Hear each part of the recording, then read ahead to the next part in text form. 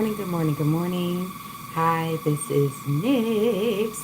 Happy Friday to you and I. Cheers. Well, I've got my tea, but if you got to drink, more than likely there's coffee, right? Okay. Well, it's really good that you drink something warm in the morning to push around the gases that you might accumulate overnight. By the way, when we're talking about gases, be aware of fumes, carbon monoxide. Make sure that your fire alarms and your carbon monoxide detectors are operational and you have extra batteries. Of course, the chirp is monumental on most people's videos, but also it's not cute to not be prepared in case a fire starts. So make sure you at least have a small fire extinguisher. Make sure you've checked the expiration date and make sure you know exactly how to use it during an emergency. You don't want to be trying to read directions when a whole flame is already ignited in your home, okay? So, carbon monoxide, extra batteries, and a fire extinguisher, okay? Just in case of emergencies. You don't want to just be dependent upon a landlord or a property manager or 911. You need to be a little bit more proactive and make sure you have at least one a fire extinguisher just in case something happens and the emergency team can't get to you right away. All right, so be mindful of gases, fumes, throwing away a lot of chemicals in a very small area that has very poor ventilation. Be aware of that too. Sometimes we can get a little cuckoo when it comes to getting clean things and mixing bleach and other irritants in the air. It's good to clean, but it's also good to know about the dangers of chemical burns and fumes. When you're washing out the bathroom, when you're doing certain things in the kitchen, especially when you're using things like Easy All, things that have very strong fumes, you may want to make sure that there's proper ventilation in the area because that can get you a little woozy, all right? Especially when you're mixing bleach with other cleaning agents in the same area. Just make sure you're not overwhelming your own senses. Sometimes we don't know exactly how sensitive we are until we start feeling a bit woozy, okay? All right. So that's that part. And also be aware of medicine's expiration dates. Have you looked at the pills that you are prescribed? Do you know what they look like? Be sure that you're familiar with what your pills look like because that could save your life. Especially if someone tries to change your medication without you knowing, okay? So be aware of what your pill is supposed to look like, the numbers, the color, the shape even, and even if it has a score in it, because that can make a difference between you taking the wrong medication and the right medication and being able to alert yourself. And just in case, when you do go to the pharmacies and take your refills, look at the prescription before you leave, just in case they've changed the pills so that you don't go around accusing somebody of changing something that you didn't already know that was changed, okay? That's another thing. Because we have a thing where people are messing around with people's pharmacy meds. We have some kids that would take your meds and replace it with something else because this pill business is getting pretty lucrative out here.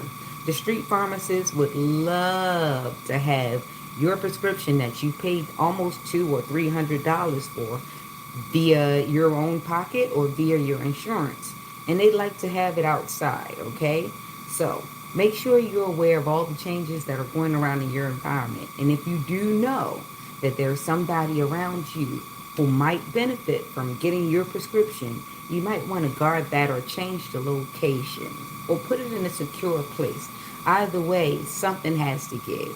You might even want to have a conversation with this person before you let them know that they're no longer able to access you or restrict their access to places and where you might keep precious things. And that's not limited to your medicine, but you know what I'm saying. All right, there you go. So Good morning, good morning, good morning. This is officially turning into Virgo season. You got about 1 or 2 days before you're totally submerged in Virgo. So, hello, shout out to the Leo cuspers, Leo Virgo cusp. Hi, how are you? You are here. You are here. Once again, we've made it to Friday. Isn't that great? All right. Now I know there's going to be a combined effort into making sure that they try to shadow ban me, but we're not worried about the minority. We're still going to give these messages for the majority. They're still at it, they're still cooking up things, and that's okay. I'm still up and I'm still cooking up things too, which is different. I'm here making sure that my creative flow stays ebbing, all right? They're here to make sure they try to stop me. This is wild. This is absolutely wild. If you would have told me that this is what my life would have been by now, I would have told you were making things up. Or maybe not. So, I've got some Psalms here, and I've got Psalms 137. Psalms 137 is, I didn't pre-read it, of course. I have been doing a lot less preparation, and I've been told to just get on and do it, right? Not being able to read the scripture before, just getting on. I actually go through the book and I just pick the scripture that stands out, okay? So that's how I've been doing it for the last week or two. I haven't really been pre-pulling the scripture. Um, I've just been looking at the numbers, looking, like taking a quick glance or gander at the words, and then it happens, and then it just seems to relate to the message that I have. Okay, so let's talk.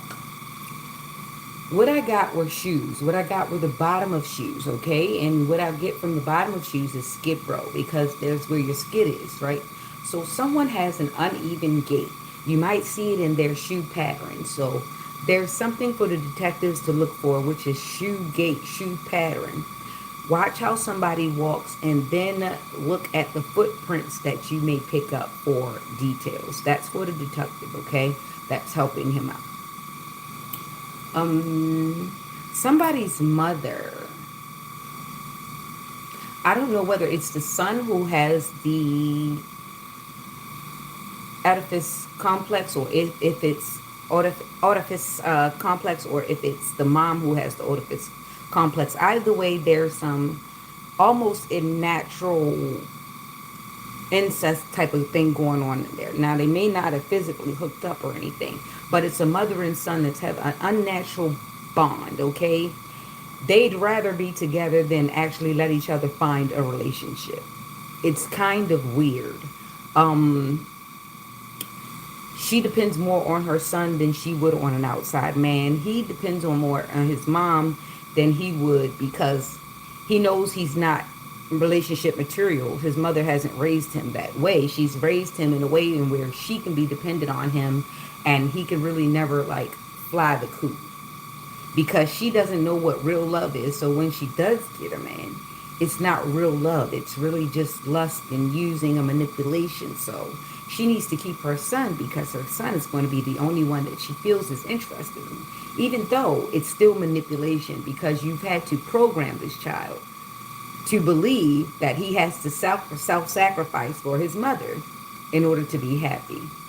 And what that translates like is he's not going to take any woman outside of his mother's relationship serious, because she's on a pedestal. So you're not like my mom. So I'm not really going to respect you, and you can put me out. I'm just going to return back to my mom. Right? So that means he's got to make sure his mom has a place to stay, because she's never going to throw him away if he cheats, because that's his mom. You see what I'm saying?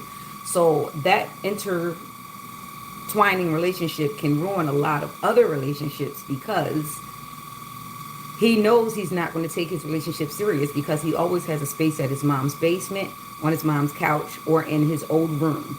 Okay? So he's never really going to quite grow up into the mature man that he needs to be, because he has a life raft out there. And vice versa for some women. Some women have a dad that enables them to the point where they're never going to grow up and actually take a relationship serious because they have all the men in the family to fall back on. And they'll helpfully ruin all of the men in their family's relationship because they are basically using all the men in the family as a proxy boyfriend, husband, or something like that. So if they can always depend on somebody, they can basically be entitled in most of their relationships. Where sometimes this dynamic works in a way where a man will protect the woman if he comes into her life because she knows she has a lot of men. It also is a delicate balance, okay? So the men have to also be willing to let the girl know what's good, what's acceptable, and what's mature in a relationship, pending that the men are mature too, because it could go vice versa.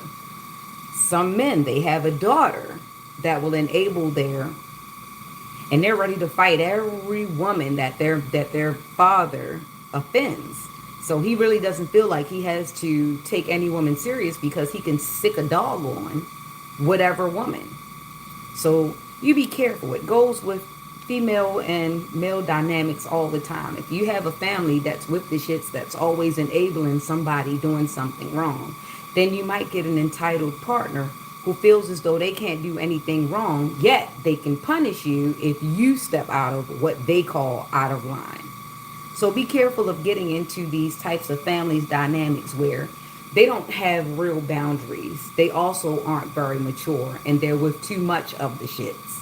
You don't want to get into that dynamic because you'll never know what a real relationship looks like. It'll always be a manipulating, leveraging type of sabotage type of thing, okay?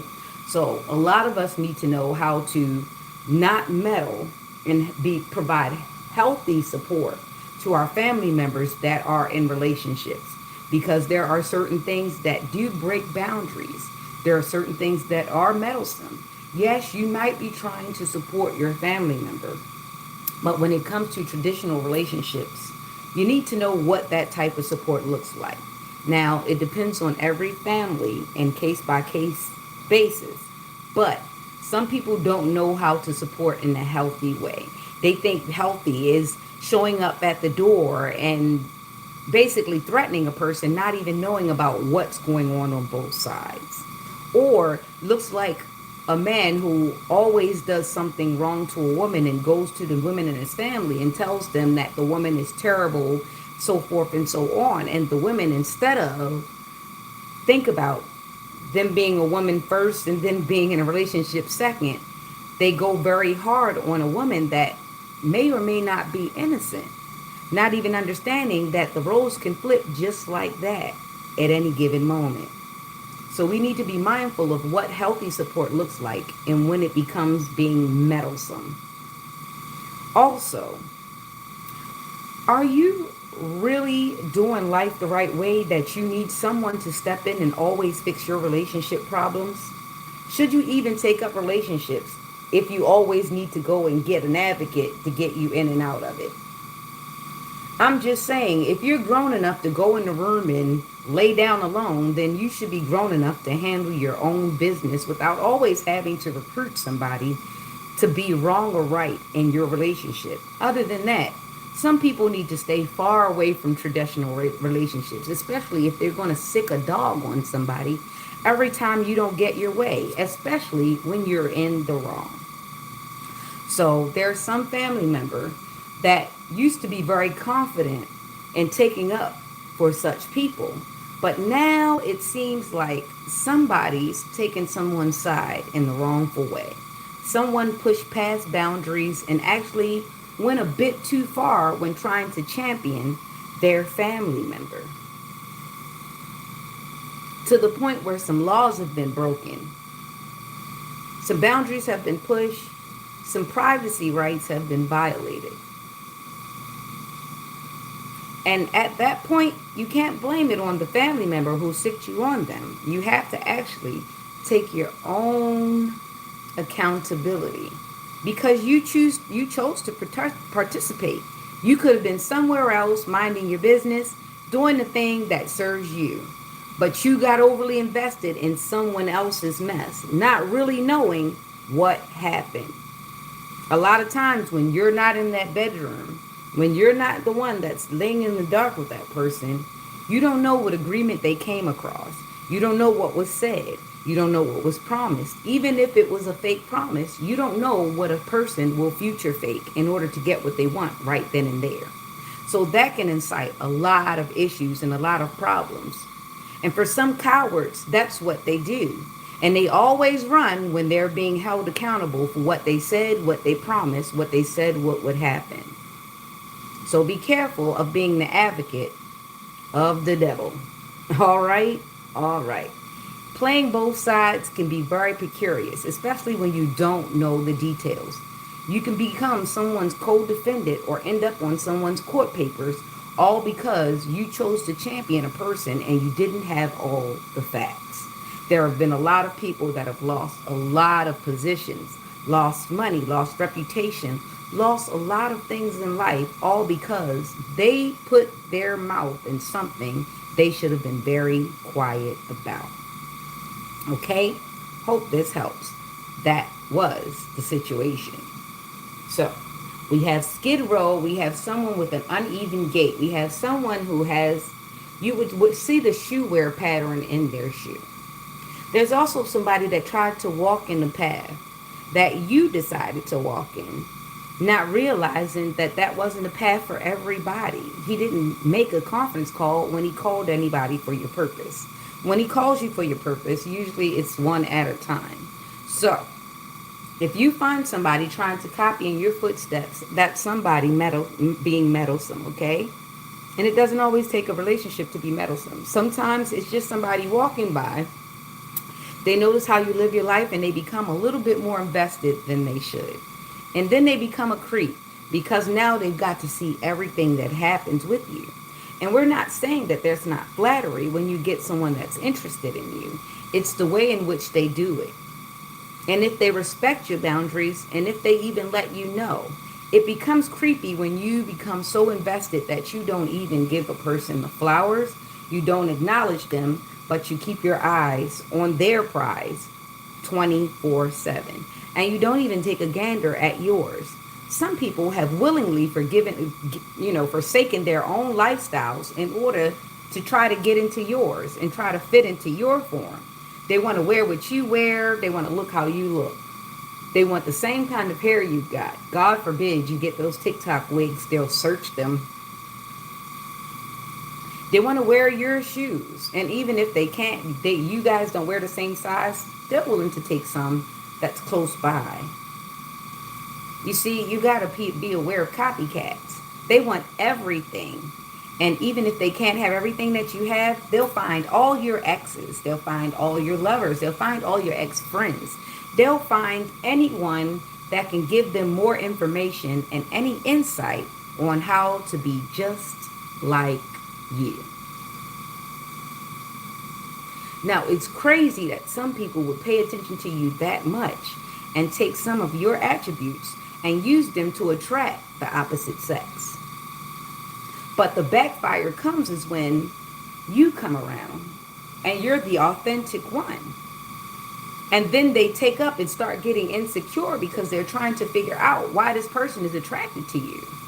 Now that's the insecurity that will set in, especially when a person has used everybody else's ideas, everybody else's essence, everybody else's aesthetics to attract someone else. They're always going to be insecure because they're waiting to know when someone's going to be genuinely attracted to the original source. Especially when they know they've been taking footprints from this person, that person, this person, that person. They'll be most likely not happy when they see you glancing around because you might get that maybe you're not the person that came up with this idea, this aesthetic. Maybe you're not the one that came up with this song, with this book, with this idea, with this invention. Because there are people who only seek you out because they like how great you seem to them. So you may seem great to a person that they want to attract. So they'll use a few of your ideas And next thing you know, they've got them hook, line, and sinker. But they've got to keep it quiet that that wasn't their original essence. They copied off of somebody. Or maybe they saw who you attract. They saw who everybody who likes you, who follows you. Some people are gangsters in the keyboard. They'll go through all your old friend lists. They have to because they've never attracted that type of people, that echelon. They've never had that variety of people in their inbox. So they'll watch you closely and hope that they can steal a bit just to see if they can dip into your sea of options. And when they find themselves in deep water than what they imagined, they're like, wow, I finally got access. And then next thing you know, the very people who you naturally attract, they're picking these people apart because they're like, Shorty, how'd you get over here? And then they're wondering, they're like, okay, they have the aesthetic, but it's something it just doesn't hit the same. And then you walk in the room and then it hits, the light bulb moment happens. That's why it doesn't hit the same. Shorty's trying to be like Shorty. Or homeboy's trying to be like homeboy. That's why it doesn't hit the same. And then without you noting, that person already got a whiff of what your plan was. So now you're getting treated or drugged through the mud because somebody's also found out that you're in waters that you never should have waded in. And you're the only one that knows that you're playing imposter, but they know that you're playing imposter because they know what they're truly attracted to, and it was something about you, even if you got their attention, even for a night. It was something that they couldn't quite put their finger on because, Shorty, how did you get in? So now, unbeknownst to you, somebody's already pointed out the imposter. They're actually having fun with you being over there because they know that you aren't the originator. They know that you're not in the shoes that you can really fill. So they gaslight you because you had no business being over there. And then eventually they tell the person, hey, you know, that person has been stealing your breadcrumbs all in your essence. I caught them on your page. I knew. I saw them. You might not have been able to see. Maybe they blocked the way you would have saw it, but I saw it from my page. And I just want to pull your coat and let you know that I hooked up with Shorty and I made her feel as good as how you always feel when you're with me. And I used her up only because she made herself available because she thought she was really fooling somebody. Vice versa, it could be a guy. And they turn him into a store runner because he's cool. He's finally feeling like he's validated. Only that everybody saw how he was willing to embarrass himself trying to be in your areas. Trying to pick up the women who are genuinely there to holler at you. They saw how he was willing to humiliate himself to be in your sea of options. So they turned him into a gopher. And unbeknownst to him, he didn't know that people peeped how he was trying to be down with them. So they turned him into the cornball that he was acting like. And accordingly, because he should have stuck to the rivers and the lakes that he was used to. But he needed validation from the in crew. So he made himself readily available, a store runner, or a gopher, or a F-boy. There's F-girls too. But what I'm saying is some people don't know how silly they look trying to fit into your archetype. And they don't know how people will use that to their advantage. Knowing that you want access, but they'll give you just enough to let you know that you didn't make the cut.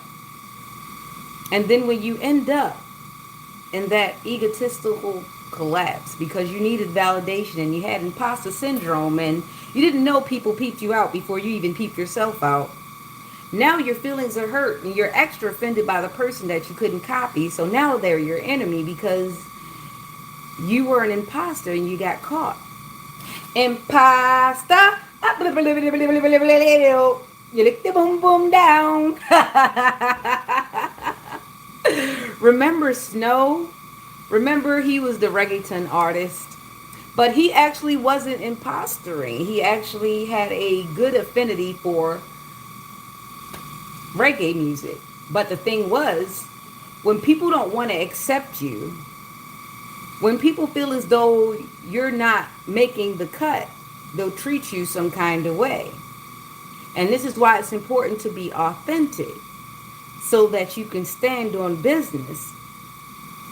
If you find yourself in such a situation, you'd be able to walk away because your authenticity wouldn't allow you to be treated so much like that. You would have walked away if that was really you.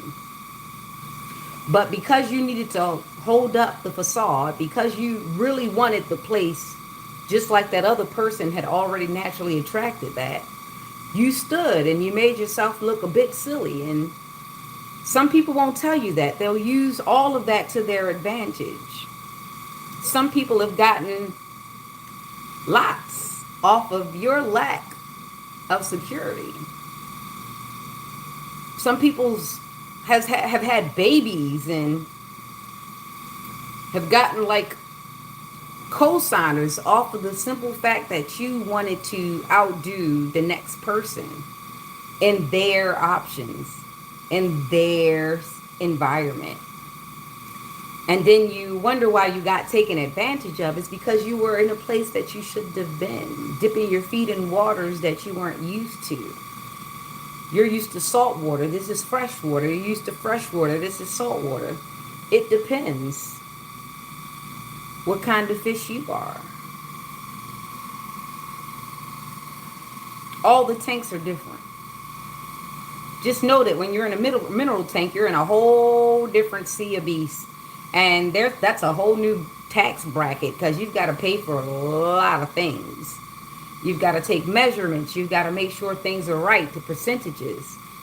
I know, I'm sure there's someone that knows about starting fish tanks and habitats. There has to be the right elements in the habitat. And sometimes when you get a fish out of water, they end up in the wrong habitat and they can't take the difference of the environment. They can't handle the weather. They can't handle the lack of salt. They can't handle the degree of change. And some people get offended, and some people, take the lesson and they return back to the waters that they're used to and they adjust to what they have going on and eventually find their own environments. But for the imposters that get a little stubborn, they stay in the waters that they weren't even invited to, and oftentimes they come across a predator, they come across a shark, a piranha, they come across a species that they're not used to, and they get taken advantage of only because they weren't even supposed to be there. That wasn't the environment that was cultured for them. So sometimes they get a little upset and they go attacking the original, all because they feel as though that they were set up, but they set themselves up. They are the ones that pumped themselves up in the mirror and told themselves that they can be you. They can do you better than you can do you. They studied you. They watched everything. And they had it down pat. The only thing that they didn't have down pat was themselves. And that would have been way more important. And that would have been a way better time investment in just investing in themselves than investing in trying to be you. Not knowing what you had to be you to culture you. No one knows the pressure you've been through. Not unless they've walked in your shoes every step of the way. And this is why it's important to stick to your own. Especially when you don't know what a person's been through. And sometimes you may get into the wrong environment and find out exactly what a person's been through. And you won't like it. And that can cast you into a deep thing of regret. Because the whole time you thought this person's life was so very easily, because they don't look like what they've been taken through. Some people earn their stripes to be exactly where they are. And you thought you were just going to walk in and gradually sit and wave your wand and take over naturally. Some people went through hell to be where they are today. Some people went through the ringer just to look like they've been through nothing. And here you are knocking on the door, asking to get in, not even knowing what you're asking to go through. I'm sure 50 Cent knew he was going to get shot 9 times. He wouldn't have been outside. But some of you guys want to be him so bad. You got to get shot first. There are some models you want to be like. And sure, they're beautiful. But you have no idea they've had to escape essay or rape, or sometimes they've had to basically be subdued by it. But you want to be Kimora Lee. You want to be, Tyra Banks. You want to be all these people. You want to fit into all their spots. But you have no idea what they went through to get there. You want to be Little Kim so bad. Get your ass beat. Have trains ran on you. Have the whole media say that they had to pump ejaculation out of your stomach. That woman had to strongly go through that and maintain to be the person that she is today. So you be careful trying to step into somebody's footsteps, not knowing exactly what they had to go through to be the greatness and to get the accolades that they got today. Some of you want to be Shaka Khan. You don't know what Shaka Khan had to go through. You don't know psychologically what they had to go through, what they had to listen to. Some of you want to be Tina Turner. Can you survive an Ike? Can you? And still keep your voice and have things stripped all the way from you and leave with nothing from the courthouse but your name? And still rebuild and sing with an orchestra and do it in stride as if you had not gotten your life beat from you from within an inch of you, and then heal yourself and return back to the stage? Can you do that? Some of you can't even get through a week without calling all of your support dogs or support friends to get you through one little disappointment. Somebody said something wrong and you're calling all your gang. Come on, girl, they said something wrong to me. I'm in my feelings. I need a drink. Bring me a smoke. I need a cigarette. You can barely get through a disappointment at social service. You can barely get through a disappointment with your baby father. You can barely get through a bad day with your baby mother. Yet you want to walk in the greatness's shoes. Samuel Jackson's been married to Latasha for 46 years. The greatness is we don't know the details of what they really went through, but they stayed together for 46 years. A lot of people not knowing the details will say, oh, I want that marriage. And then you get into a situation like that and you can't handle the heat. You can't handle the bills. You can't handle the struggle. You can't handle the late night phone calls of women wanting your husband because he's on a big screen and they could give a damn about you. Some of y'all can't handle the heat that it takes for the positions that you really want. You say you want a rich man, a handsome man, a famous man, but you can't handle the hood fame of the drug dealer down the street. You think you can handle being with a real millionaire and how them women going to throw drawers at him, but you ready to fight every broad down the street for the broke dude? You can't handle no rich man. You can't handle no man with a status. You can't even think before you speak or react. Some of you want positions you're not cultured for. You're not made for. You're not ready for. You haven't been through the fire. You haven't been through the pressure. Pressure would bust you open in a hot second. Some of the places you want to be aren't the places that are for you. And you've got to know it. Some of you can't handle a baddie. You can't handle a bad bitch. You are the weakest link. The minute anybody looks at them, you're going to come out of a bag. But you say you want an OnlyFans girl, you want a famous girl, you want a singer, you want an actor. Yet the man at the corner store smiles at her a little too long, and now you don't want her to wear makeup.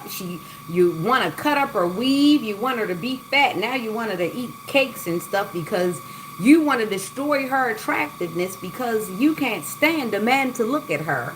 How about you be a good man and be good enough for her never to leave? But that's not where you want to start from. A lot of you want something you can't handle. You want a famous person. You want a person with status. Can you handle what comes with status? Everybody's going to want what you want because their eyes ain't closed.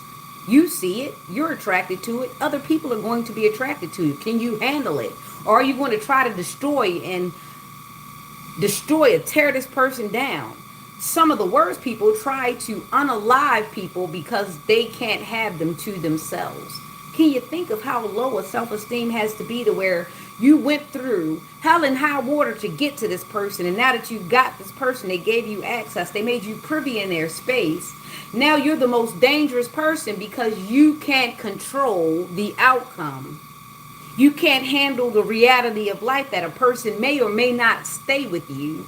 They may leave. They may grow out of love with you. They may grow into love with you, but they never get a chance because you want to control things, and then you get to acting out because you can't handle the heat that you stepped into. But you said you wanted this rich person, this good-looking person, this person that has status, this person that has wealth. And God forbid you want a person that actually has an office, who actually requires you to have some kind of decorum and tact when you talk. Because you've gotten used to running things out there in the streets, but what if you get invited to the White House, to a dinner, to a banquet, to a cotillion, to a real event? They can't catch you scratching in weird places. They can't catch you doing certain things. They can't catch you being of a certain, caliber. They can't catch you coming off all aggressive because at some point you've got to put these things aside because you chose to be out in the public eye and receive such judgment because you wanted to be with this person. So now you're getting what you asked for and you don't like it because you got caught off guard a couple of times. But this is why you need to remain authentic the whole time so you don't end up in spaces you ain't got no business in.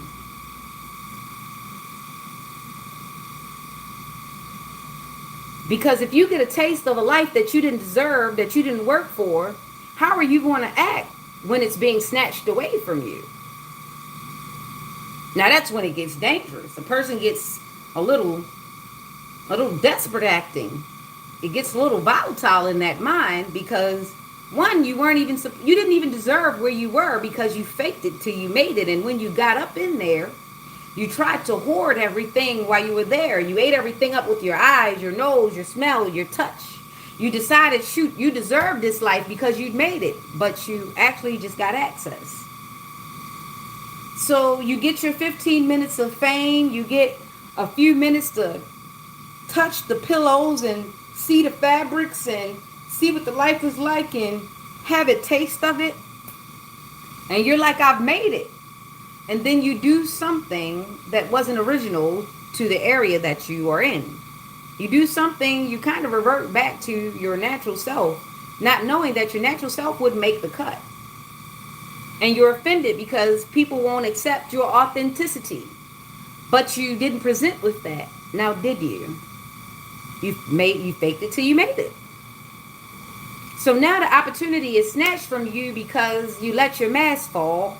And now it's everybody's fault for peeping you instead of you peeping yourself and realizing that at some point you couldn't fake it. You either had to be it or get out of there. I should have said jump ship. But you get it.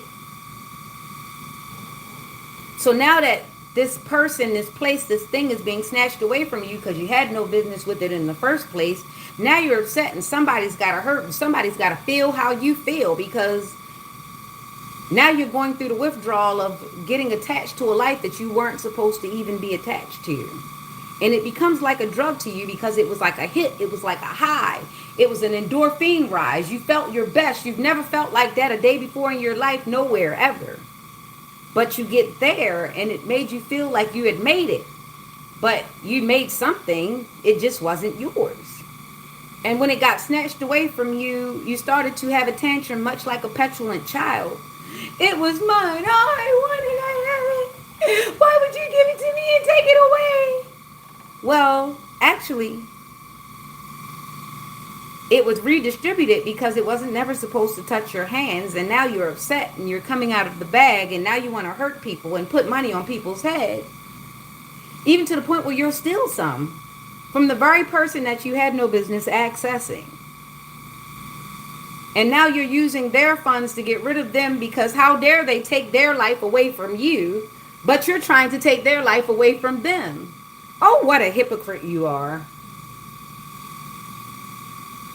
So it's important to be where you're supposed to be, and it's important to not let anybody stretch out next to you undeserving. If they haven't deserved, if they haven't earned their place, then don't just readily let a person come in, because that can be dangerous too, especially if a person feels as though you've tricked them and you've taken advantage of them because they were naive enough to be there in the first place. Because that's how some enemies arise. Some people will fake their way into a space, and then next thing you know, they get kicked out of their space and they go and tell the people from the original, hey, we got to ride down on them because they offended me. They don't understand who I am with you guys. They understand who you are with them guys.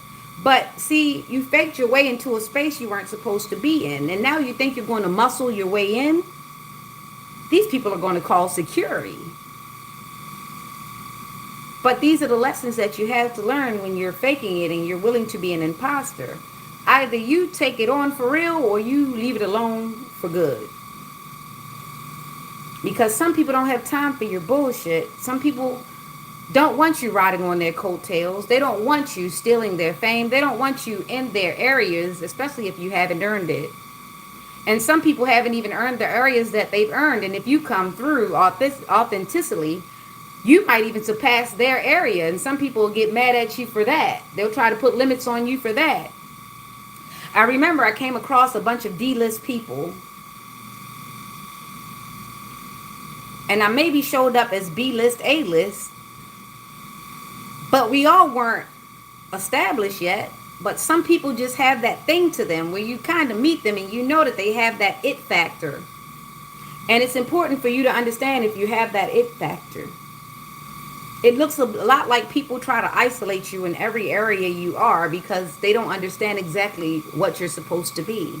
That's how big you stand out, even in small areas. Even when you've attempted to be small and plain, you just seem to stick out. In every room, you enter a room, you don't even speak, and people have already been watching you.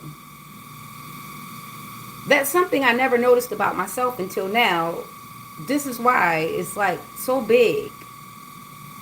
Some people don't know that they show up as A-listers. The only reason why people remember that, well, find out that they're A-listers is because people start trying to pursue them, much like. See, a person that's authentic, they don't have to sequester. They don't have to fake. They don't even have to journey. They don't have to look. People look at them.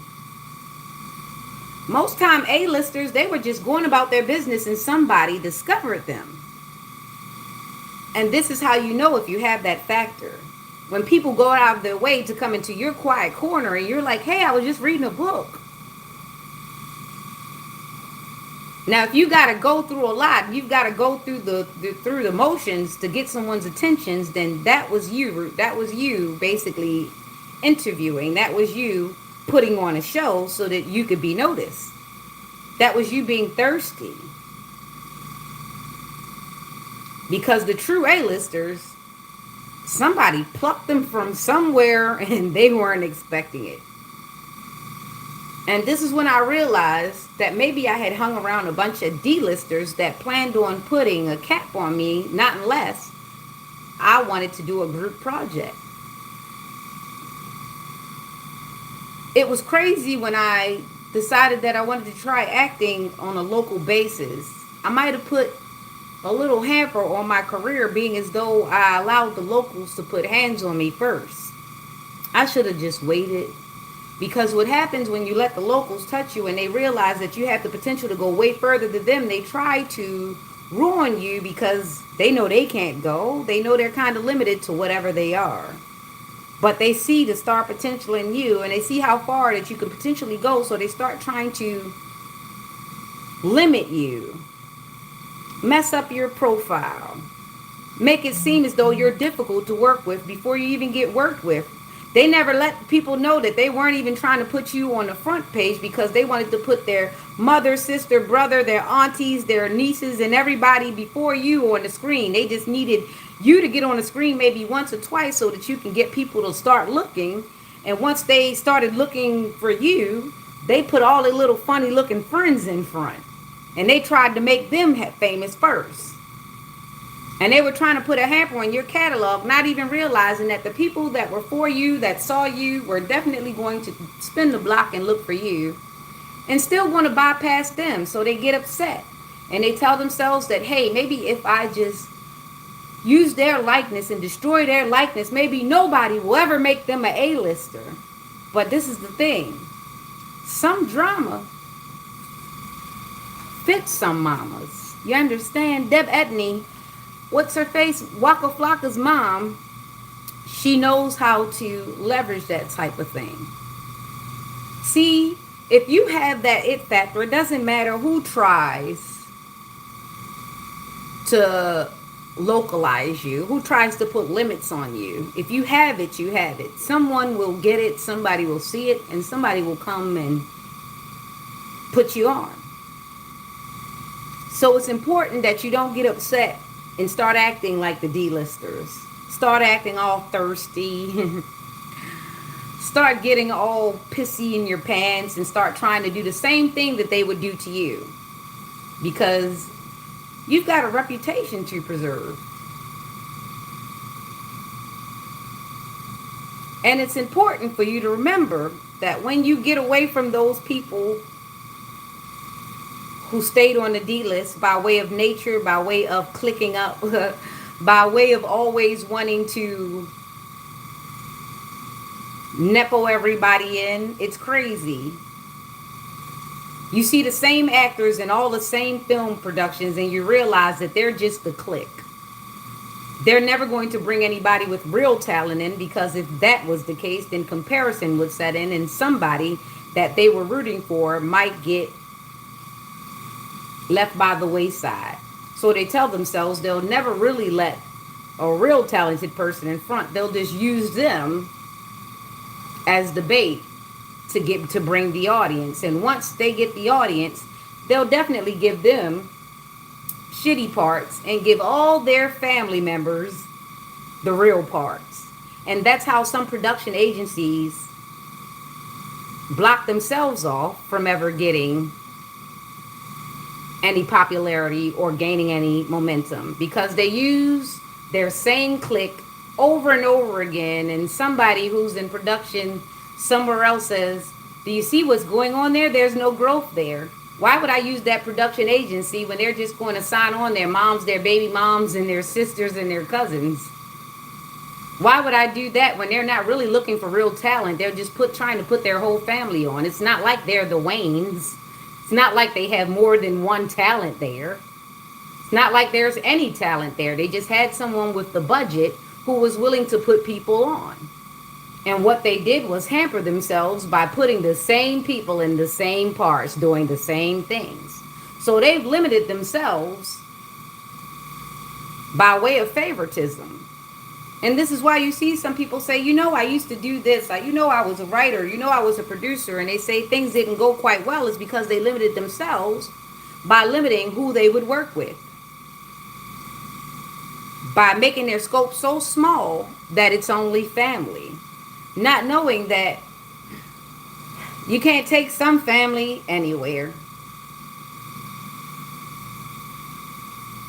And when a person knows that this is how you operate, it kind of puts a hamper on things. Because what if I have some harsh criticism for one of the actors and you take it personal. But this is business. We're talking 40, 50, $60,000, and you're talking to me about this bitch's feelings or this man's baby mother. We can't talk business now because you're going to localize what I'm trying to get done here. I'm trying to take you on a national level, but you're localizing me to your bloodline. This is business. We don't have time for the shenanigans. And if I know you're going to come out of your bag and you're going to twist up my scripts and you're going to twist up my contracts every time somebody feels away and they just happen to be related to you, then I can't do anything with your whole production. Throw the whole entire cast away. Because your feelings are going to supersede my business. So some people can never be done business with because they're faking it till they're making it. And they're trying to cut off everybody else and put their own little crew intact. But this is not a mafia in some points, in some levels. You can't do business like that. Not in front of the camera. Not when the sound bites matter. You've got to put some real talent in there. It doesn't matter if that's your cousin, your sister's auntie, cousin, baby mama twice removed. She's got no damn talent. She's got no damn talent. Now, sometimes that works in the opposite way. They might get a big money resource investor who says, hey, put my niece in. I'm going to help you with your budget. And sometimes that's business. And what about you in the D list? And then you've got somebody from the higher echelon that's coming with $500,000 and a niece who has no talent at all, but they need the money. You think that niece isn't going to get at least something? Surely one of your family members is going to fall by the wayside, and they've got to understand that that's business. They can't go do a daggone Tanya Harding on a Nancy Kerrigan just because they didn't get picked.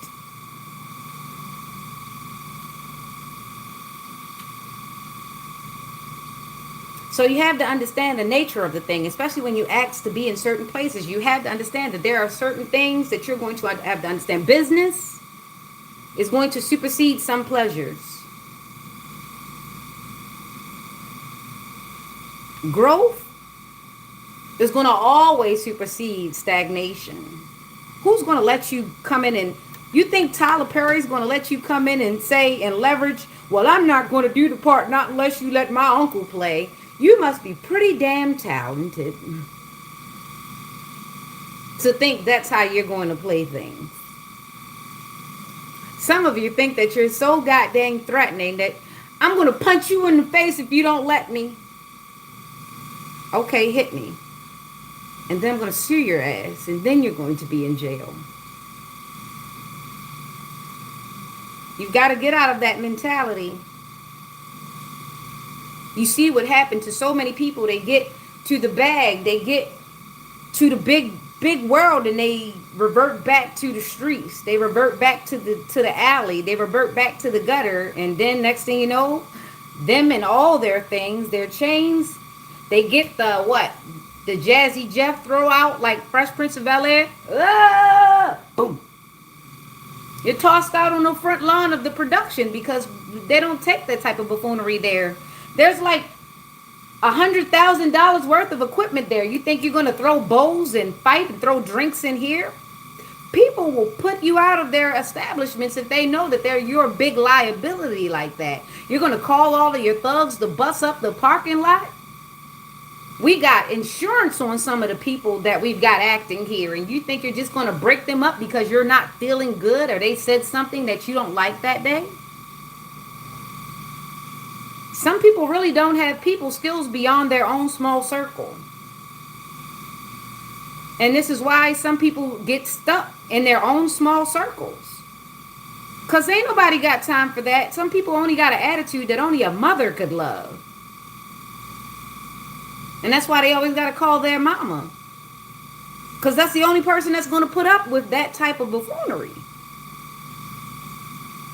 So some of you so-called adults need to do a little bit more growing up before you come opening your mouth talking about I'm grown. There are some children actors that's getting more respect than you'll ever get in your life because they know and they understand what the biz is. There are some children that grew up in actors' houses, in actors' lives, and they wouldn't dare try to step into their mothers, fathers, or whatever with their family members because they saw from the inside out, and they know that they don't have the discipline, and they're not willing to discipline themselves to do such a thing. But this is the importance of being authentic. You have to know what you're willing to do and what you're willing to go through and what can happen. Because we all want to believe that it's all sunshine and rainbows once we sign the contract, but you haven't the slightest idea what could happen. Some people have horror stories, some people don't. But that all depends on who you are and if you're paying attention to your story. And if you're willing to get up and leave if things aren't going the right way, are you willing to give back all that stardom if you become compromised? Some people took a L just for stardom. And some people left their stardom because they weren't willing to take that L. Can you live with that? Some people can't. Some people have gone on to take themselves out of there because they couldn't deal with one side of it or other. They couldn't deal with the fact that they gave up their stardom and they once touched greatness and they didn't get where they needed to go. And some people get upset because they can't break the ceiling. And they aren't strong enough to deal with the reality that they'll never make it there. Either way, you've got to be strong. But this is why you have to lean on authenticity. Because if you never make it to the big screen, if you never make it to the stage, if you never make it to the world theater, can you handle just being you? Can you find something else to do that's lucrative too?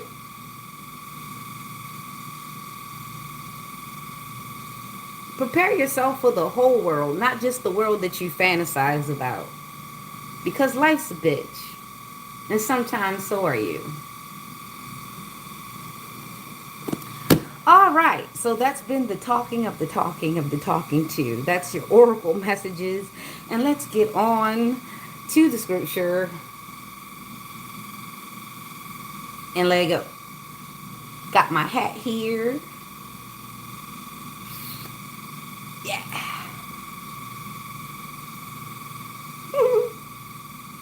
Okay. Psalms 137. By the rivers of Babylon, there we sat down, yea, we wept. When we remembered Zion, we hanged our harps upon the willows in the midst thereof. For there they that carried us away captive required of us a song, and they that wasted us required of us a mirth, saying, Sing us one of the songs of Zion. How shall we sing the Lord's song in a strange land? If I forget thee, O Jerusalem, let my right hand forget her cunning. If I do not remember thee, let my tongue cleave to the roof of my mouth. If I prefer not Jerusalem above my chief joy, remember, O Lord, the children of Edom in the day of Jerusalem, who said, race it, even to the fountain thereof. O daughter of Babylon, who art to be destroyed. Happy shall he be that rewardeth thee as thou hast served us. Happy shall he be that taketh and dasheth thy little ones against the stones. Amen, Selah. So be it, so let it be. As morbid as that would be, sometimes you have destroyed that which you have created. Sometimes you have to be the one to tell someone that they don't make the cut. Sometimes you have to be the one to rain on someone's parade because someone does not tell. Sometimes you could love a person to the point where you'll love them enough to let them sabotage themselves, and that's not really love, that's just coddling. You can't be a yes man. You can't be around a person, say that you love them, and then allow them to lie to themselves to the point of their own demise. Some of your loved ones have done exactly that. And they've got to always come and champion you because they know that they've never been strong enough to tell you no, to tell you that wasn't your thing, to tell you you're wrong. They've been so invested in coddling you that they never told you the right thing. So now when you get outside of that scope of the yes men and the people who would coddle you, and you actually get out into the real world, now you want to fight. Now everything's upsetting you because no one dealt with you real before you got out into the real world. So now you find yourself outside of your little small circle, and you're expecting the same approval to happen out there in the midst. And when it doesn't happen, now you're butthurt, you're depressed. You want to manipulate, you want to call somebody on somebody. But that was your circle that sabotaged you. They say, yeah, girl, you better looking, you better smelling, you is all that. You can get it, you is, yeah. And sometimes you do need some cheerleaders, but they also need to tell you the truth. Yeah, girl, you is the bomb, but you know, this is an area you need to work on. Yeah, homeboy, you got it in this part, but you need to work on this. And sometimes you don't get that because somebody's so scared to say something to you because they know you can't handle the truth. Some people set you up because they know if they say it to you, you're going to want to fight. They waiting for you to come back with your ass smacked up. Because they knew you was going to try to put hands on them had they told you the truth. So that's important for you bullies. Just because the people you bully accept it don't mean that the real world won't call security or them whoop whoops on you, because everybody ain't for it. So you be careful who you come out of a bag on. Because where some groups will accept it, there are other people that are with the shits. And they've got levels to it. You understand me? So understand the whole world before you try to make the whole world understand your little world. You get it? All right, so we're going to step into the tarot. Nothing fancy, just the astro matrix. I'm always in the book, so I might as well use the cards, right? They're beautiful, vivid, colorful, just like me and you. Yeah, we live in a world full of rainbows. And we're not talking about any of the alternative lifestyles. What we're talking about is the covenant, which is the promise. God promised us that there will be sunshine after the rain in all of our lives, if only we take the gander to look and to appreciate the rain. If you never learn to appreciate the rain, how can you ever really, really appreciate the rainbow? Sometimes you've got to go through the storm. Sometimes you've got to find shelter. Can you find shelter? Sometimes you've got to stay out in the open and get drenched, get baptized in the very things that you run from. Sometimes you can't go around it and you can't cover it. Sometimes you got to go through it. Can you handle that and still maintain who you are? Can you still be consistent under so much pressure? Can you go through and remain the same, or will it definitely change you forever? These are the things you must ask yourself when you ask to be put through such a purification, such a refinement. When you ask to get put through, can everything that is you survive? What the fire might burn off of you?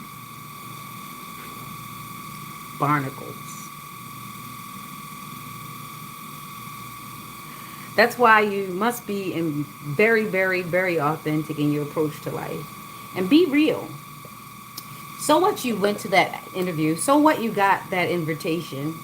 Are you okay with getting the invitation? And are you okay with being rejected? Can you handle rejection?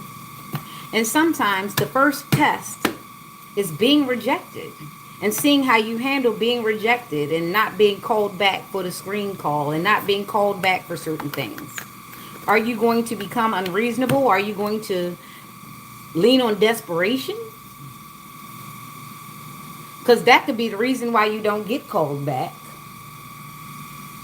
Or that could be the reason why you do get another call from somewhere else that might be better. But you still have to maintain consistency. Some people didn't get their first break on their first interview. They had to maintain and do many and find the right fit for them. Wow, it's a lot going on here. It's a Friday. Lots of feelings, lots of emotions. I've got 6 cards here. We've got the Page of Cups, the Queen of Pentacles, Sun, Empress, 2 of Wands, High Priestess. I've got some people are deep in their feelings. Some people are overconfident. They're really confident about securing a bag. There's an exposure. There's exposure of a business. There's an exposure of an empress. There's an exposure of how someone was getting to whatever it is they call wealth or health. Then we've got somebody prepping and planning, and we've got the High Priestess. It's crazy because I have 6 cards out here.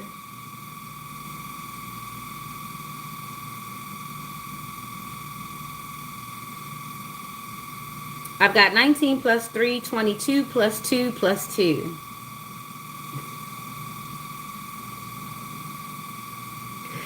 +22 plus 2 plus 2. In the last 2 days, the birthdays of everybody who's basically directly offended me has come out.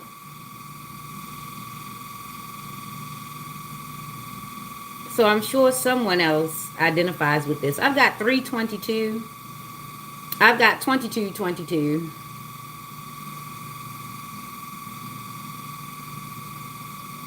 4 2s. I've got 322. I've got March the 2nd. I got February the 3rd. I got March the 22nd. I got March the 19th.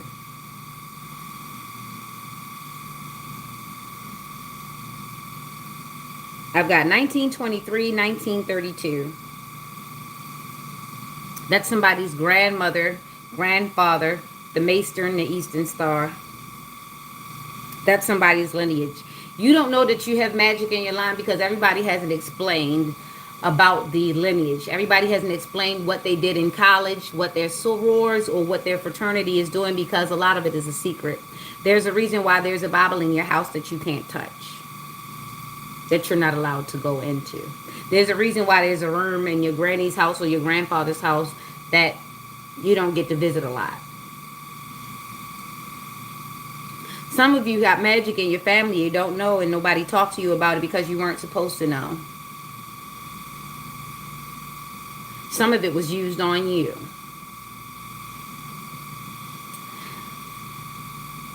Some of the early deaths in your life weren't coincidental, but they were for the purpose of extending someone else older in your life's presence.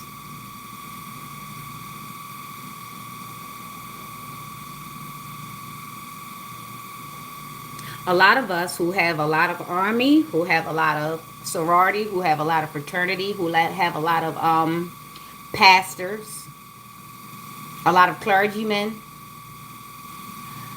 there is something in your family that you were not explained, and it was not supposed to be explained to you. It was supposed to be discovered by you and researched by you.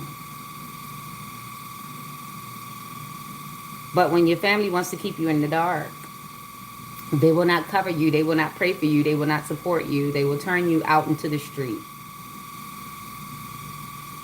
And they will let the forces eat you because you were one of the sacrifices or one of the life forces that they had told themselves during one of their family meetings that they would let you fall by the wayside and absorb everything that you had left. That's why some people got left in jail. That's why some people got left out in the street. That's why some people got ostracized from the family because they were not supposed to be included in the big grab. And the energy grab and the money grab and the houses and the wills and the probates, they were not supposed to be included. They were the sacrificial lamb. They were the new energy. And be careful of very judgmental families. The families that don't believe in stardom, that believe every time that you might look a little bit more fancy that you're a whore. Like, you wear lipstick, you're a whore. you get blonde hair. You're a whore. And it doesn't matter whether or not you did it or not. It's just that they tell themselves that they're so strict, that they're so respectable, that they're disrespectful. They'll use the very things that they spiritually beat you down with and hold you back for, and they'll do the same exact things, but under the guise of keeping you protected. Never mind that they're hooking up with the pastor behind closed doors to get a few extra favors. Never mind that they're hooking up with lawyers. Never mind that they're telling lies. Never mind that they're getting people drugs. Never mind that they're sneaking things in people's drinks because they don't want the family secrets to come out. So they never wanted anyone to be famous. They wanted everybody to be quietly in behind some office door. They wanted everybody to be quiet behind some curtain. They wanted everybody to be very, very much in a disciplined stance, even though things done behind the doors aren't quite as disciplined as they'd like to everybody to believe. So you be careful of those extra conservative families. They have the most secrets. You know, the political ones, the ones who only want doctors and lawyers, the ones that only want psychiatrists.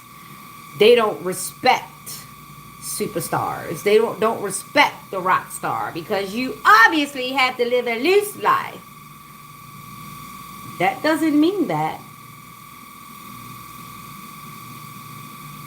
But this is what they tell themselves. Even though you can be the same kind of whore behind closed doors as you can in the stage in the green room. But they don't want anybody to know that. So because they deem themselves so conservative that the only thing conservative about them is how they tend to hide the fact that they're not so conservative. Some of your families are hypocrites, and they don't like how authentic you are. They don't like the fact that when the people show up that actually do like the glitz and the glamour, they point you out. They try to hide you. They try to damage your name. Oh, don't look at that person. They're glitzy like that because they're a whore. They take drugs. That's why you're so enamored by them. They're interesting, aren't they? No, they're loose. They're this, they're that. Not even knowing that they're stealing opportunities away from you, all because they don't want you to not be, to break out. They don't want you to be the only one that's not identified as conservative because they've got a reputation to keep up. We only do church and holy things over here. Never mind that there's so many children out of wedlock. There's so many essay situations, but you've all hidden it behind the church, the truth, the Bible, and the collar. You've hidden it behind the archdiocese. You've hidden it behind all these things. This is why you don't want any of those so-called harlots in your family, because then they'd find out what's really eating Gilbert grape. So you keep the only one that has that star quality away from the big screen, because if they get out there and people really start digging into their family backgrounds, they'll find out that everybody's not the saint that they seem to be.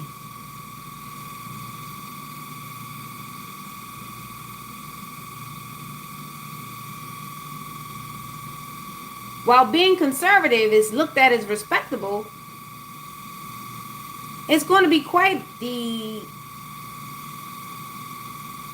contradiction when they find out that not only are you conservative, but you're a rapist. And you have impure thoughts for your nieces, and you have impure thoughts for little girls. How can you be so conservative when you are an adulterer? You fornicate, you do all sorts of things. You've poisoned people, you've taken people out before. That's not very conservative. It's only good when you're identifying as conservative if you're actually conservative. But this is what a lot of them ultra-conservative families don't want you to come across, because they tell themselves it's political. Even while not trying to achieve an office, they really, really are trying to stay under the radar, because they know that the bad, really horrible things that they've taken part in. So they need you to stay tucked in because they need to be tucked in. So they'll sacrifice your career, your opportunities, your reputation, All because everybody's got some kind of letters behind their names, but that shit had nothing to do with you when they were trying to offend you and taking you through the ringer and assaulting you.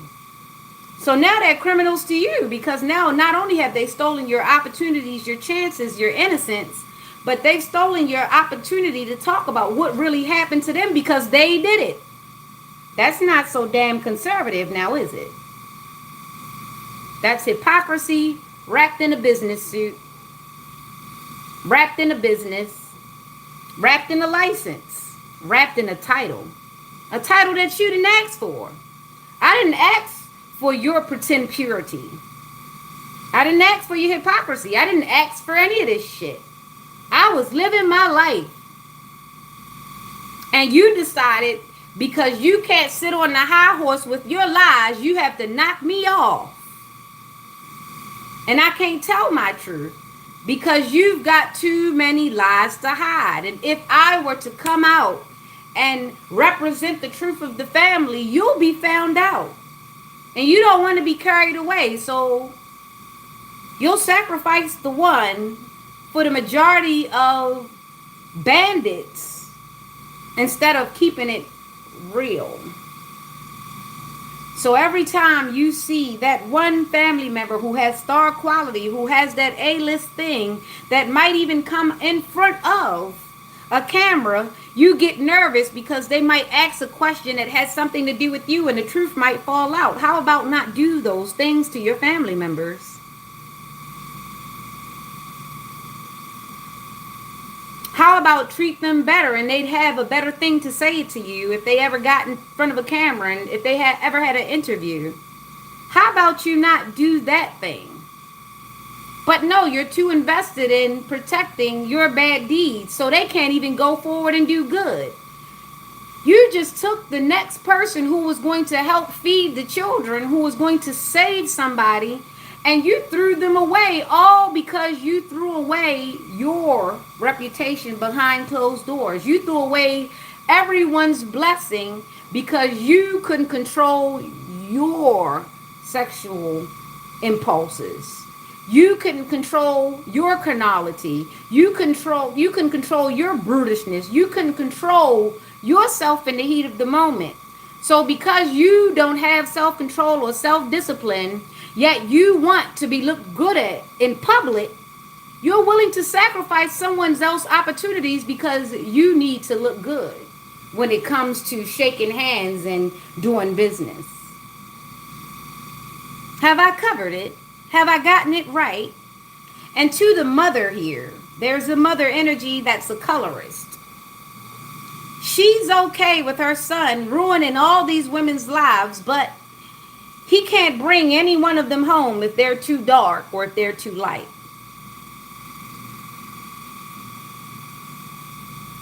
And to her son who wants to lay with everyone that the mother is going to disapprove of, you know your mother is a colorist and you like taking them through that because you're just going to enjoy the fruits of them. You're going to throw them away because you and your mother say that they're too dark. But in the dark, they were the best thing you've ever had.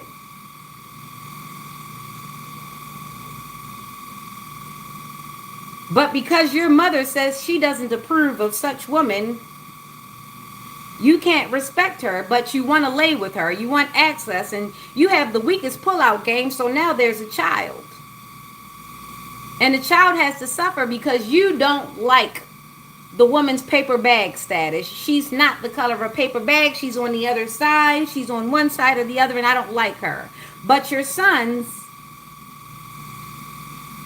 member or lack thereof, did get active and did land a child in there, but the child has to suffer because you don't like how something came along. You don't want nobody respected but you.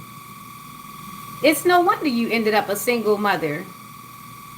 It's no wonder that your child is an asshole. It's because you have an asshole mentality and you don't see any shame in it. Instead, you go and you strike up and you put up your altars and you tell your friends and you get to trying to ruin this person's reputation because how dare she? She doesn't deserve that. How dare he? He doesn't deserve that because it doesn't past my approval. I haven't even given approval or self-validation to myself. I'm nothing more than this person, but yet I still don't like the respect. I don't like what they garner. I don't. How did they earn that? I was the right complexion. They weren't. So how did they get it? We've got to ruin it. And that's how reverse racism works in our families. Don't let you be born to a dark family that feels as though they're too dark and rich and regal to be of any light skin status. And you don't even happen to be light skinned. You just have the aesthetics. Oh, to be treated like a biracial child by each side. You just turned out brown. You ended up in the middle and you still can't get no support. Because not only did you surpass the one side or the other thing, you landed straight in the middle, but then you happen to garner attention, and your attention might bring out how biased and prejudiced that I might be if you should have to answer a question about me. I can't let you be a star. They'll find out that I'm not a great grandmother at all. They'll find out that I only show up in church in person and I'm just going through the motions. I don't apply any of these blessings. I only go to churches because I look good in certain skirts and dresses, and I need them to believe that I'm a real Christian. But if you let that baby mother or baby daddy of yours up on that screen, they might answer a question that might deem me not so much a Christian. I might even be seen as a Jezebel or a harlot because I do wear the tightest things I can, because maybe I can get married out of that church. Often changing churches only because I've slept with a couple of men in there and it didn't turn into marriage. So now I've got to find another church home. They don't tell you why they're looking for another church home. There's some holes in that house. And she never told you that she actually really did want to go to Jamal Bryant's church. And she realized that she was way past the limit for him to start picking her out. So she started trying out different churches until she found one that had a pastor that might look at her. And the bad thing about it is he had a wife, and she compromised herself thinking that she could be the first lady. And if you, baby mama or baby daddy, actually get famous and have to answer any of the questions about said grandparents in your kid's life, that might come around that their grandparents not the Bible thumper that they wanted to be. And you see, you have to understand, there's a lot of dynamics that come when you have a family that doesn't want the secrets to come out. When people start trying to preserve their reputation and they stop supporting you, all because support of you might be the one thing that outs them. So you have to understand the dynamics of such things. And when you realize that there are people trying to cut you off because of them and what they want and what they gain and what they might lose, and because of status, not even thinking about how you have a life that you need to live that's definitely separate from theirs, that's when you get to setting things apart. And then they'll panic because they need you to come back, because they need you under control, because you are the wild card. You are the maverick. Certainly, they don't want to be represented in the real way that they really are out there in the streets. They need you to at least let them approach the grave before you come out. And why should you put your life on hold so that they can live out their sad lie? And this is why they panic.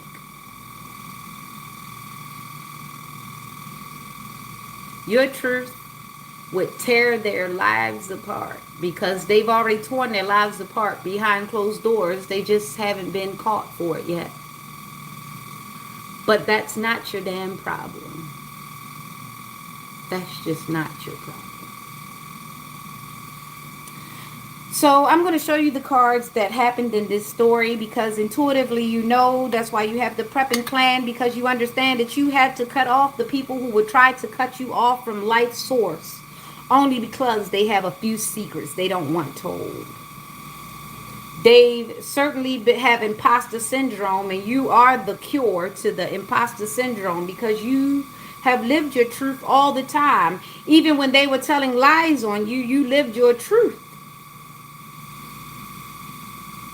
And the thing about it is, if you live your truth, you would force them into them. But they got so comfortable with the lies that they told themselves that their lies were going to beat your truth out. They were going to suffocate you with their lies to the point where they would extinguish your home. Not caring if you had kids or not. Some of your kids, they were able to brainwash and bring on their side, promising them they would let them get stardom. Stupid child. If they wouldn't let me make it out of stardom, make it into the big screen, you think that they would let you make it and take your truth too? No, you're next, because you were able to be controlled and manipulated. They just needed you to wait like a sitting duck, staying in place, playing nice, because after they got rid of the first one, you're next because you're already under control. You're already subdued. See, they were never going to let you inherit the stardom that you were going to get. And because you were able to be manipulated, you gave it up. So you were the cutoff pass.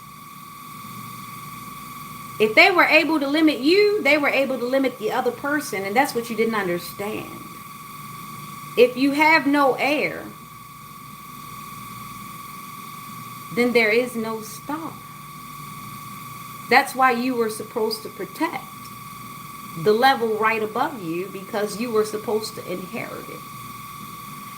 Instead, you put yourself in a position for it to be taken.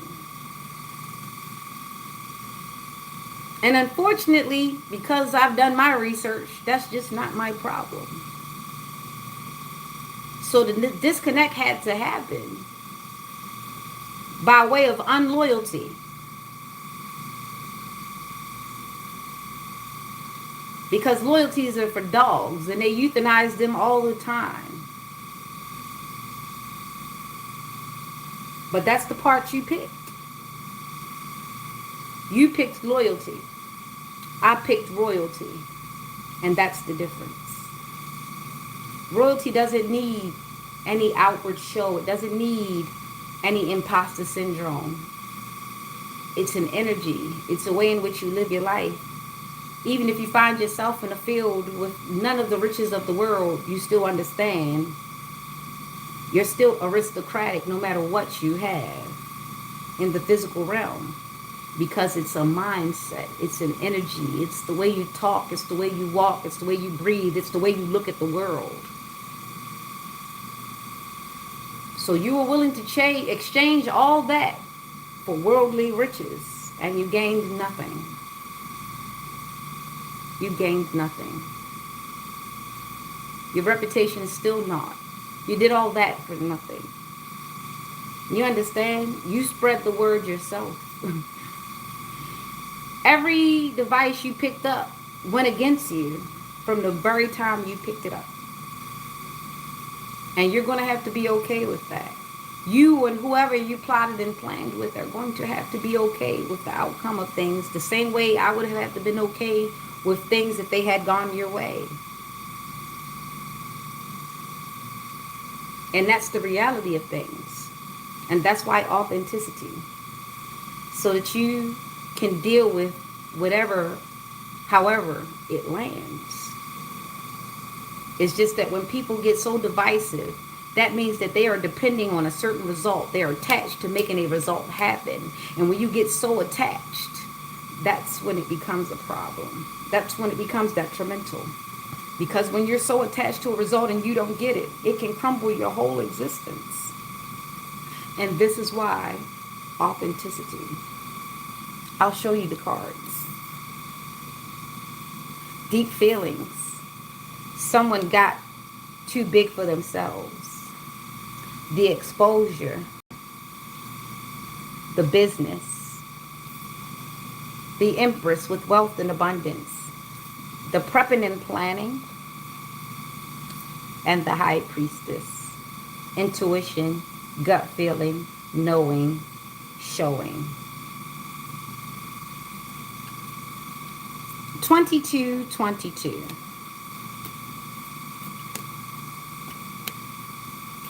Eight. Karma or Dharma. We're going to start in Pisces. Good morning, Leo.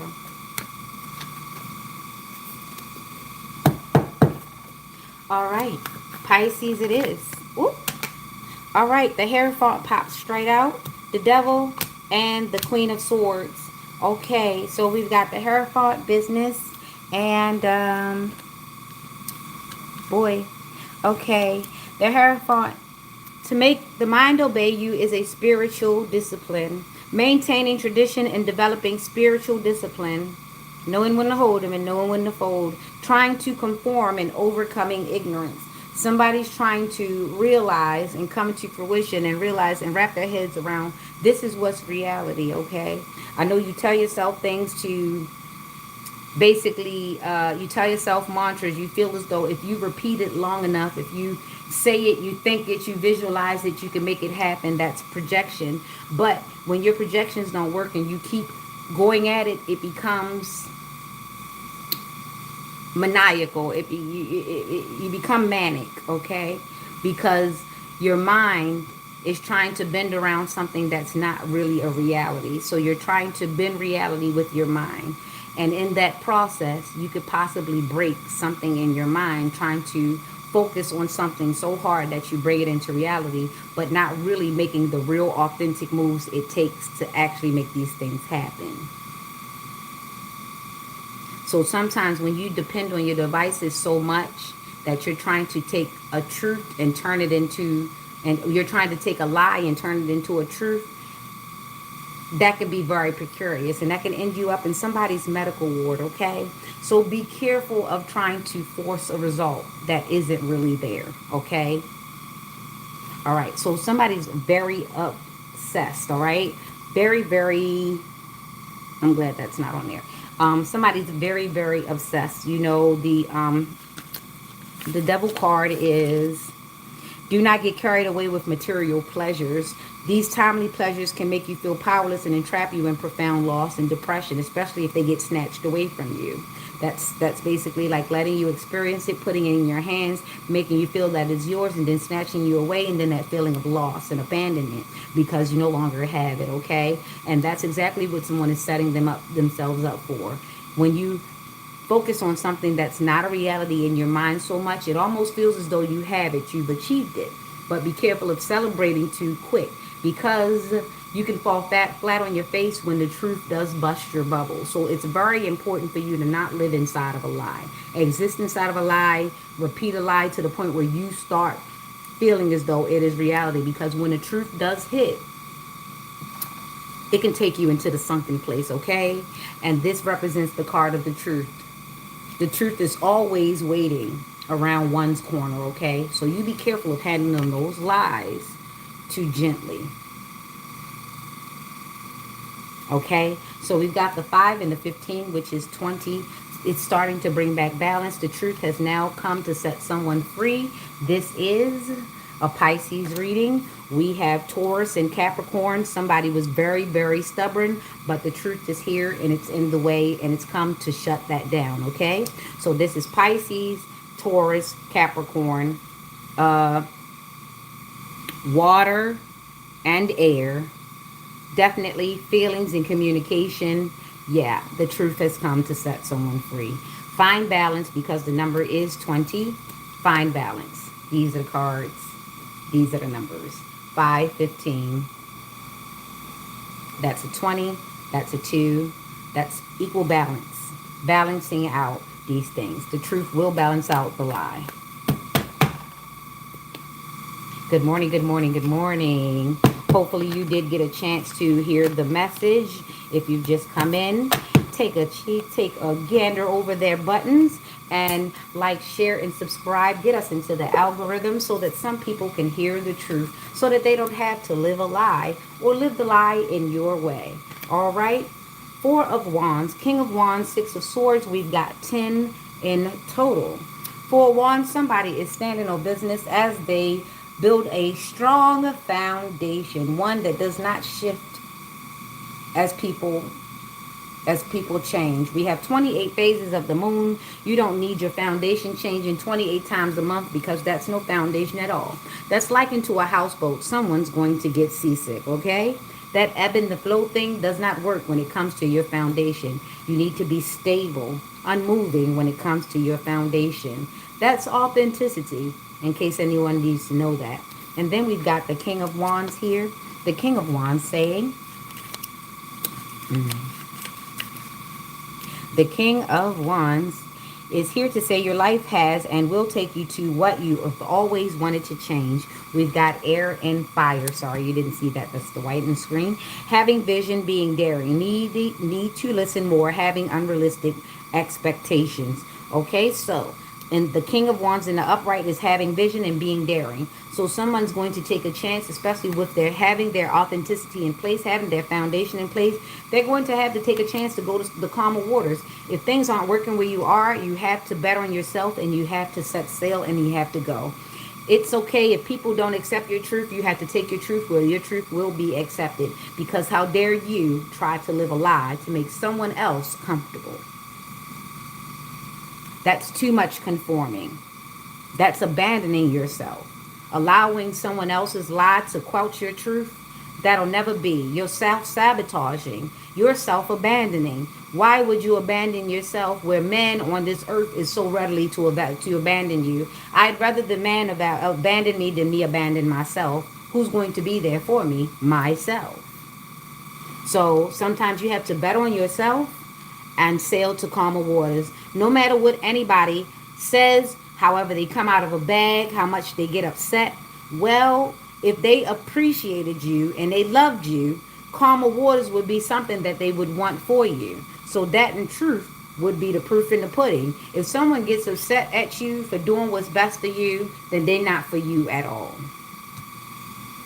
And that is the Aries reading. Four of Wands, Aries, King of Wands, air and water. No, it's not air and water. It's air and hold up, because I be having to look at the things. Air and fire. That's air and fire. This is air and fire, which means that you've got to flame on. You've got to fire it up. You got to flame it up. You got to get out of there. You've got to, you know, when you put more heat into the airbag, when you're in one of those air balloons, it takes you higher and higher. Sometimes you got to do that. You've got to be above the things, and you've got to go on to calmer waters. And that's for you. You got to take a chance on yourself. So the numbers are 4 and 6, which is 10, which is wish for fulfillment. That's all you want. You want to go live your truth amongst people who accept your truth. You do not want to quench yourself with a lie. Why would you suffocate yourself with other people's lies? That is self-abandonment. That is self-destruction. That is definitely self-destruction. Okay, that was the Aries reading. That was a 10. Okay, so now we're over here with the Taurus. And we have the Ace of Swords, the Hermit. And we have the Knight of Cups. The only thing out here is the 9 and the Virgo. Somebody definitely needs to pray. Now that the mental clarity is here, you can see in the dark there has been illumination. And now someone's trying to make an offer. That's crazy. So that means to tell me that the truth has somebody trying to come in with a dirty offer. Somebody's trying to come in and manipulate you, hoping and praying that they can get you to shut up, abandon yourself, abandon your ideas, or at least tell a different story than what would be the truth. Okay, so somebody's trying to come in and manipulate you, and probably trying to finish the job, trying to get you out of there, trying to quiet you, trying to still get you what? Maintain you being crazy so that maybe they can get you locked away. It's something like that. Somebody is going to try to come in with a dirty offer. It's nothing in this cup, and it's silver. And it's a knight. So it's somebody of a young, probably young, immature, childish, or probably a young adult. They're going to try to send in to leverage you so that they can continue staying in the dark. Because it's very clear you're going to live your truth no matter what. So they have to come in and try to intercede on whatever your truth is. These people don't want you sailing on to calmer waters. And we've got a 9, so you're going to have to pray because they're trying to prey on you. We got the Ace of Swords, which is the mental clarity. We've got the Hermit, seeing light and truth in the dark. And we've got the Knight of Cups. This is the dirtiest, immaturest offer ever. Somebody really wants you to basically retract. They're trying to walk you back out of what you believe you need to do. Okay? So that is the Aries reading. Take what resonates, Sun, Moon, Rising. We have the Virgo, we have fire and air, we have all the elements out here on the board. Okay, come on now, let's go Gemini. It's going to go a little faster right now. There's no need to sit here in limerence. There's no need to have any big speeches. Everything that needs to be said has already been said multiple times in multiple ways, right? Okay, so we've got the Emperor in Gemini. We've got the World in Gemini. And we've got the Star in Gemini. Okay, girl. Okay, guy. What's up? What's up? What's up? So we've got leadership. We've got completion, self-fulfillment. And we've got the Star. You are the leader. Either you're going to follow the leader or you're going to get left behind. That's all up to you. Either you can lead yourself and be an example or not. It's really up to you. Some people can handle the pressure of being a leader and some people can't. Just know that a leader doesn't mean that you have a big old crowd following you. Sometimes a leader means that you're just brave enough to step out and be the example by yourself. That's what a leader means. Whether you have 1 follower or 1,000, 1,000,000, being a leader only means that you have the courage and the authenticity to step out on your own. You can lead the way. You can lead the charge. But it's really just takes one person to become a leader and to be consistent in that same space. Gemini, the world is here, which is completion. The yin and yang isn't just about being black and white. It's about the even distribution. It's not just about balance. It's about the integration of the thing. You see how you can see the light dark within the light dot within the dark and the dark light within the light. You have to understand how integration works. It's not really about balance. It's about chemistry. It's about the mixing of the two and coming out with something more greater. But a lot of people aren't willing to go that deep into the thing because they only want to see black and white. They want to simplify it. I don't understand how a person would take something so complex and beautiful and try to simplify it and explain it as if it's salt and pepper. It's so very complex. And even if you even got into the depths of salt and pepper, you'd understand about the minerals, the iodine. You'd understand about the chocolate peppery taste that comes from experiencing so much pepper at one time and how it smells different depending on which area that the pepper does come from.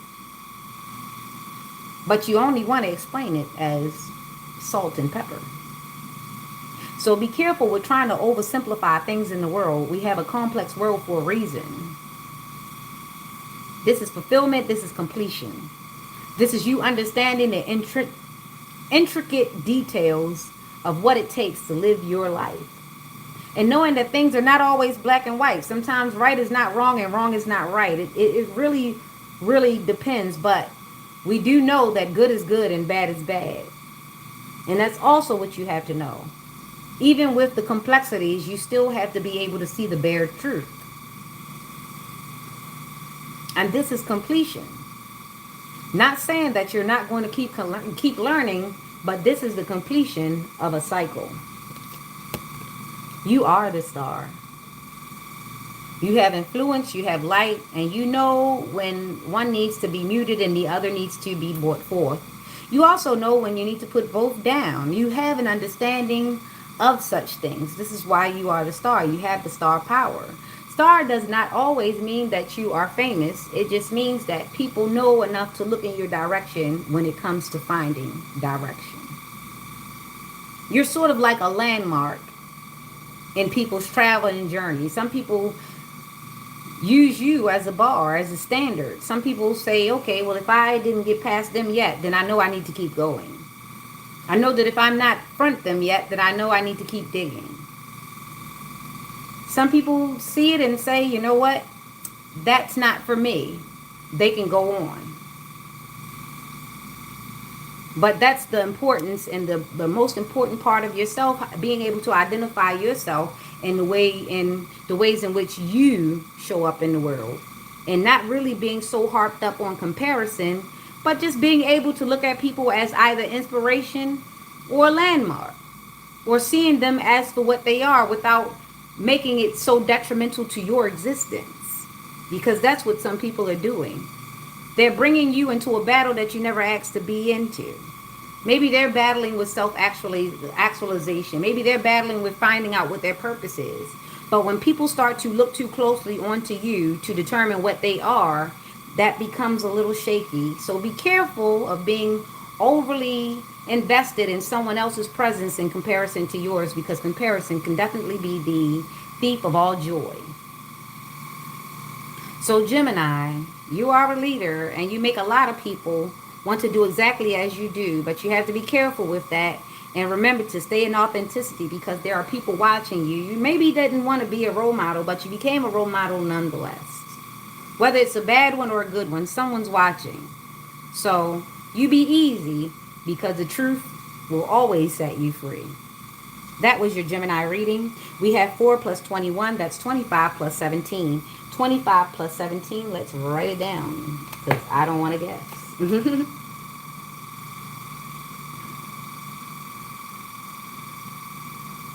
That's 42, which is 6. Equal give and take to the universe. Be careful what you sow, because it'll be definitely what you reap. The harvest is coming. So is October. Good morning, good morning, good morning to those Leo Virgo cuspers. Good morning. All right, Gemini, we're in Cancer now. We started off in Pisces. We're going to end in Aquarius. Okay, all right, all right. Good morning, Page of Wands, Queen of Wands. We've got a lot of wands out here. And then we've got King of Swords. So see, let's go with what this is. Page of Wands.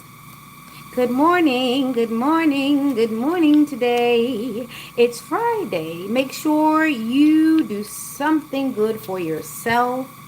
Today is closely with Venus and Saturn. Be careful of temptation. Be careful of those people who always look for a good time on Friday. Make sure it's your time, not just a good time for them, okay? Thank God it's Friday. I think the reason why they came up with that campaign is for you to remember your godly ways and to give you some family things to do, because Friday is one of the days that some of those temptations do show up, because Venus is closely connected to, you heard it, him down there, okay? The carnal pleasures of life, the fleshly pleasures of life. And I think that's why they came up with Thank God It's Friday, to kind of anchor some of the more pure people down to some family activity, instead of wanting to go out and club all night and get into things that they might not have gotten into had they not been, thank God It's Friday, and at home watching Urkel and everything with their family. Okay, so that's one of the reasons why I think that campaign was created, so that people can remember to not be so tempted. You know, you have a family. It's Friday. We know it's Friday night. It's Friday night. And I just got paid. I can't catch the melody right now, but you know what song I'm talking about. How, on Fridays, people want to hang out at the club, and they tend to slide out with mistresses and misters and do that extracurricular activity.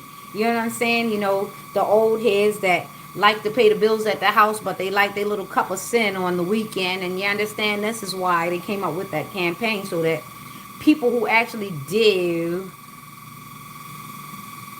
give value to their family life can remember, hey, just because it's Friday and it's tempting, and that's when all the little girls come out for the weekend, because they only got Friday and Saturday, because Sunday they're supposed to be in church, but maybe not.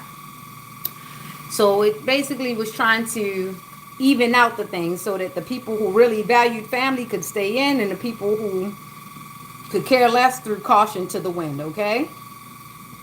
So, yeah, it is Friday. Page of Wands. She was free in her wildness. She was a wanderess, a drop of free water. She belonged to no man and to no city. Earth and fire, expressing yourself, having limitless potential. Redirecting focus and focusing on spirituality, okay? So you will have some people who will think that they're being liberal by being all out there and hot and loose and free in the streets. But if you have a family, there are some things that you need to consider, okay? All right, so just because it's Friday and it's time to have fun doesn't mean you got to be one of those freaky frogs, okay? So throwing caution to the wind is still being held under accountability, all right? All right. So even though you can doesn't mean you should. There are other ways to show your veracity, your virility. There are other ways to show your liberation. There are other ways to express yourself that lets everybody know that you are yourself. You are authentic. You are powerful. Powerful doesn't mean being loose, being irresponsible. Okay, so don't confuse the two. Now we have the Queen of Wands here. You have encountered enough obstacles in your path. This is your time to rise and shine. Water and fire, be passionate, but also be accountable, okay? Truth is truth. You can live a lie overnight and you can do all of those things and those fantasies, but in the morning, how are you going to feel about that walk of shame? Be willing to cut fun off where fun does compromise you. And that's where you're going to have to be the king in your life. Yeah, you can go out and you could be as feminine as you like, as salacious as you like. You can gyrate a few, but you got to understand what you're calling in when you start being all salacious and all like that, okay? You got to understand what you're calling in. And you've got to be willing to cut it off. You've got to have some kind of accountability and responsibility. Be the responsible one. Don't always shirk it off on your friends or the people in your environment. If you keep saying that you're grown, why can't you act it? If you keep saying you're an adult, why can't you be held accountable? If there are 4 adults that went out, then 4 people should be accountable. 4 people should be responsible. You shouldn't be scapegoating anyone, or else you shouldn't be hanging with those people. Okay? So remember yourself and everyone else when you go out. This is the Cancer reading. And there are no numbers here. There are only elements, which are all of them. So every sign needs to take heed to that. You are responsible for the things that you do. The minute you start saying that you're grown, the minute you start making decisions on your own, you are responsible for said decisions. So even if you go out there, you get all wild, you do the things that you want to do, and you tell yourself, well, I'm grown, I can do it. Just remember, you have a responsibility and accountability, and some of those things can get you cut off. Just remember what you said when you said, I'm grown and I can do this. Don't get all hopped up because you had to do the walk of shame and now everybody's to blame because, oh, I was drinking so much and I left with him. And you left with him. That was your responsibility as an adult, to know who you were leaving with and what you were doing. It's also your responsibility to know this person's name in case you have to go back. So I understand. But just because you've been drinking, you've been smoking, does not take away your responsibility for yourself. If you're going to say you're grown, if you're going to say you're an adult, be responsible. Be accountable as well. That goes with it. All right. That was your Cancer reading.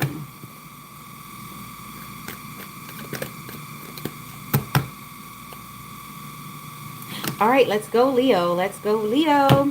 Good morning, and thank you for joining our chat. Hopefully you come around, you don't push nothing down, you don't bump around on other people's things, because everybody's come here to relate and to get messages and to get some kind of guidance or some little details that they may need to look at a little closer so that they don't go in with just one point of view.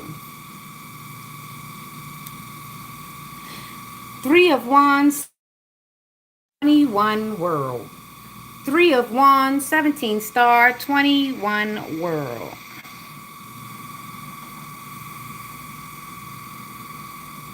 Okay. So, Three of Wands, that's Aries energy. We are in the Leo reading. The Three of Wands is saying to us, you have created a firm foundation for yourself. Now it is the time to plan for a secure future. Sun and Aries moving forward, commitment to the future. So there's a man, a masculine energy, maybe a woman or might be a woman, might be a male, but they are moving forward and they're committed to the future. Having hindsight, foresight, and being in the present, they understand the elements in which they need to go forward. Proper planning, they might even take a flight. The star, it's important for you to know where your feelings begin and where other things end. It's important for you to know your star power. Know that people are looking at you and you have a bit of influence. Be careful with this authority. Then you have 21, which is world completion. This is much like how we began.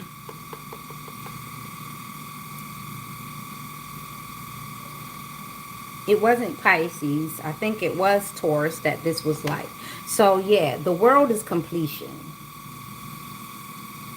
So someone has definitely completed their cycle. They know the influence they have on others, and they're going forward. They're moving on to calmer water. So we have the 3 plus 17, which is 20, plus 21, which brings us to a 41, which is a 5.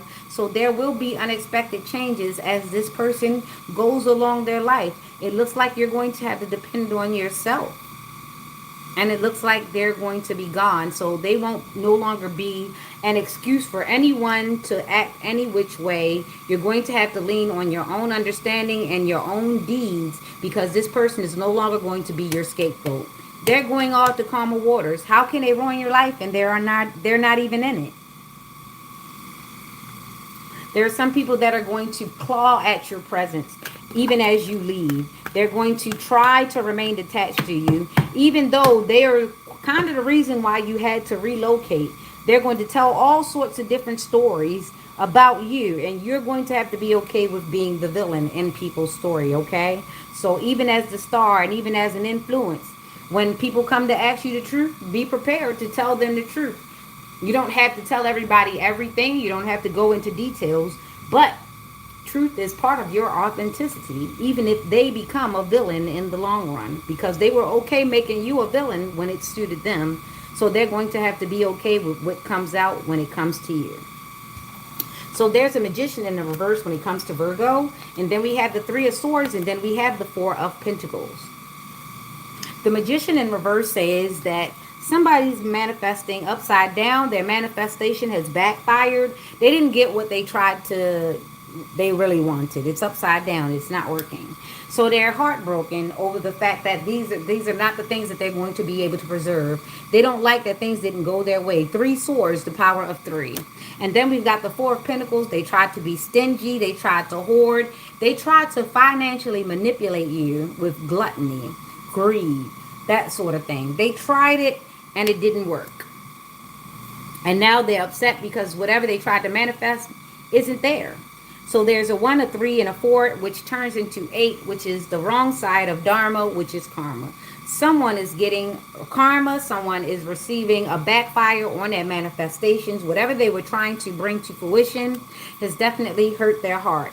The sun, what we have.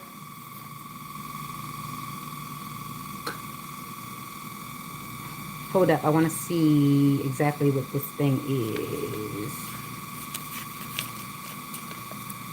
We have Mercury upside down. Mercury is never good upside down. Have you ever heard of Mercury poison?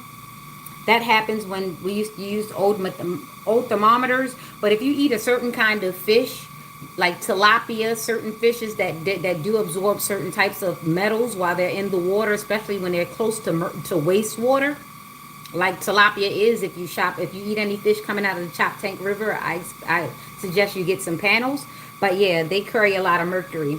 But yeah, Mercury upside down is not good. That's poison. Three of Swords, Gemini, not Gemini, sorry, not Gemini. I don't know why I said Gemini. Libra.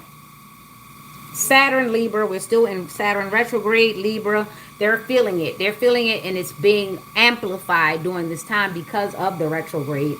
So we have Libra, Capricorn. This is the Virgo reading. So it's being definitely amplified with Virgo, Libra, and Capricorn. The Virgo and the Capricorn are earth signs, which means that it was stubbornness, unwillingness to be compromised, unwillingness to compromise that basically made this manifestation turn upside down. Okay, so Three of Swords, Four of Pentacles, One, the Magician, that is 8. The wrong side of Dharma is indeed karma. This is basically a shit show. All right, let's get out of Virgo because I don't like the energy. All right, Libra is coming up. Libra is coming up. Good morning. Hello. Hi. Thanks for my 1K plus. I finally made it. No, I'm not all the way up there in the 500,000 mark, but I'm happy where I am, and I appreciate all my subs, my new subscribers, my future subscribers, and the ones who haven't met me yet. Hi. So we have the Hierophant in the upside down. I keep my cards in the upright. So why is somebody's business, values, morals upside down? This is Libra that we're talking about. We have the Four of Cups, which is disconnection, sitting to the side, stagnation, disconnection, feeling some kind of way. Libra, why is your business upside down? We have the Eight of Wands, a spiritual quick action. 5 and 4 is 9 plus 8. That is 17. So somebody has become the main character, maybe the villain. We don't know. This is the Libra reading. Take what resonates, sun, moon, rising. So we have the Hierophant upside down, and that is trying to conform and overcoming ignorance. Somebody's trying to swallow the crow that they've no doubtably eaten. Somebody has to eat their own words. They're bitter. They're bitter over the fact that they tried to flip someone's world upside down and ultimately ended up flipping their own intention in the wrong way. Okay? So now we have the Four of Cups. The Four of Cups just says to us, overcoming apathy and reevaluation situation. So someone's sitting there and they're trying to get over their feelings. They're a little hurt, especially by their own actions, because it was their own actions that did basically ultimately bring about their demise. Had they not done too much, had they not gone so far, they would have been able to turn back or at least salvage something. But due to this quick action, the amount of people they brought in, the amount of movement, the amount of people they recruited, everybody they talked to, all the resources they used, they burnt quite a few bridges because they just did too much. Trying to gain control of the narrative, they burnt quite a few bridges. And now they have to sit with the decision. So this was Taurus, Cancer, and Sagittarius in this Libra reading. Take what resonates, sun, moon, rising, Libra, Taurus, Cancer, Sagittarius. Someone did too much. They turned their world upside down trying to manipulate some type of narrative. And now they feel a big disconnect. There's apathy. And they're trying to overcome exactly where they went wrong at, because it's like the walk of shame made public. Most people, they're all right if their walk of shame is between them and the Lord. But right now, everybody's privy to what's being done. Like I said, Taurus, Cancer, Sagittarius, 5, 4, and 8. That is a 17. Someone made an ass of themselves, and it's public recognition. Their walk of shame is known to all. They've walked themselves back. They did too much. Sometimes you be doing too much. They should be doing too much. Hey. I had to cut her off, and she be doing too much. What is that? Who is that? That sings that? Who raps that? That Young Thug. Who is it that dude? She be doing too much. I don't know who, but it's a rap. If you listen to it, it's just like that. That's somebody who think that they all that, give themselves the power and tell themselves that you ain't going to do nothing. You ain't never going to leave. You ain't never going to tell the truth. You ain't going to never, I'm all that. So of course, you're going to take me with you. Of course, you're not going to destroy me. But Yeah, you be doing too much. So now you cut off, and now everybody know how you tried to hold on to a narrative, how you tried to hide them secrets, how you tried to get over and still get in. Yeah, you was doing too much. Way too much. Okay? All right, now we're in Scorpio. Hello, good morning. Yeah, hair shaking again. I finally actually put a little heat to it because with all that rain and humidity, it was really James Browning. And I hate to do the heat damage, so I wasn't going to keep straightening it out and doing all that. I was definitely not going to keep pressing it. Still not interested in locking it up. I still like the versatility of my hair just being everywhere. So, Ace of Cups, Ten of Pentacles, Justice. All right, so we got the Ace of Cups. Ooh, you see how clean that is? That's like a fresh drink of water. By the way, I think I have some.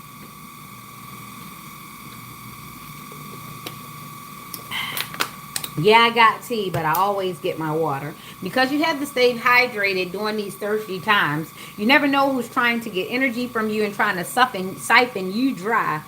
So definitely stay hydrated because these haters be hating. Okay? Ace of Cups. All right, that's water, water, water, water, water. Ace of Cups. Try to see the positivity in everything. Everyone is unique. Try to find their hidden uniqueness. Unconditional love and emotional stability. You love yourself. You unconditionally love yourself. You give yourself no pauses. You're okay with when you do wrong, but you're even better when you do right. And you accept it with all humility. If you can never accept yourself and everything that is, how can you accept someone else? And that is how you remain fair and human to yourself so that you don't become unforgiving where other people in this world can do so. So be careful how you treat yourself. Other people will follow suit. Ten of Pentacles. Here we are. Here we are. Here we are. Let's see what the Pentacles are saying. Your legacy will stand for a long time, so make sure to invest rightly to make your journey even sweeter for your family. Mercury and Virgo. Finding wealth and enjoying family life. Whatever you do, remember to enjoy those who are enjoying you. Bless those who are blessing you. That's going to be your support. Even if it's just you, the Lord, and your child, then that's your support. Remember to love and invest and water it daily, okay? And even when it comes to your spirit team, even when it comes to whoever that comes into what congregation with you, who comes into companionship with you, even if you're just out and about, and someone does take up a section of their day, you don't have to become best friends, but at least if they said hello, acknowledge them. You don't have to give them the biggest smile, you don't have to embrace them, but a little bit of acknowledgement goes a long way. Maybe that person didn't feel seen for the day. That hello might make the difference in that person making it through that next 24-hour sequence, okay? So be careful of trying to make somebody feel like they're not noticed, because the very same thing can happen to you. And now we have Justice, okay? Justice is here. I always like to say Cardi B because look at her shape. It's such a cute card. Shout out to Cardi. A future, a what? What? Another member of the Trinity American, all of those different mixes ups that we've gotten as you know, as everybody's family has migrated to one place or another. You have to be careful with not acknowledging all the culture that did put into you. So we have the Justice card, which is a Libran card. That is the 11. And let's see what this says. Take responsibility for your own actions and decisions. Karmic justice will take care of the rest. So be careful of the energy you put out there, and so you don't get so surprised when it returns back. If you're putting nothing but good and positive energy out there, just be okay with the energy that you get back, and don't take it as a prompt to get all big in the head. It's nice to be loved and be loved back. But also, if you're going to put out bad and negative energy, don't be all surprised and clutching your pearls when you get that same energy back, and maybe even worse, because you had no business putting the energy out there anyway. And sometimes you might slip into a little darkness because you're human, right? But just understand that the world is very reciprocal. All right? So give and take is a thing. Cause and effect is also a thing. Murphy's Law is also a thing. So be careful of karmic justice. You may not get it from the person that you gave it to, but you're certainly going to receive. All right? That is 1011. That's that 1011. Ace of Cups. We had that yesterday. We had a 101011. But today it's 1011. It's something about these 1011, okay? So this is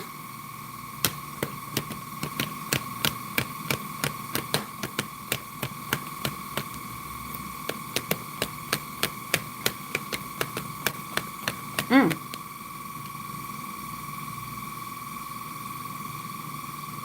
the Scorpio reading. That's 21, which is 3, divine intervention and purity, okay? So go forward and do your thing. Just know that the spirit, the universe, and God does support you. You have the support of the creator. You are in co-creation of peace and tranquility and abundance with your creator. And justice. Just know he's going to right things where you may feel as though you've been wronged. Have faith. All right? There you go. Sagittarius, good morning. How are you? Your cards came out pretty nice. They just slid on out there. So we have the Nine of Cups and the Temperance, right? And now we have the Hanged One, okay? Something went into sleep or stagnation, I should say. Nine of Cups is Pisces, Taurus, and the trine. So we have a 120 degree.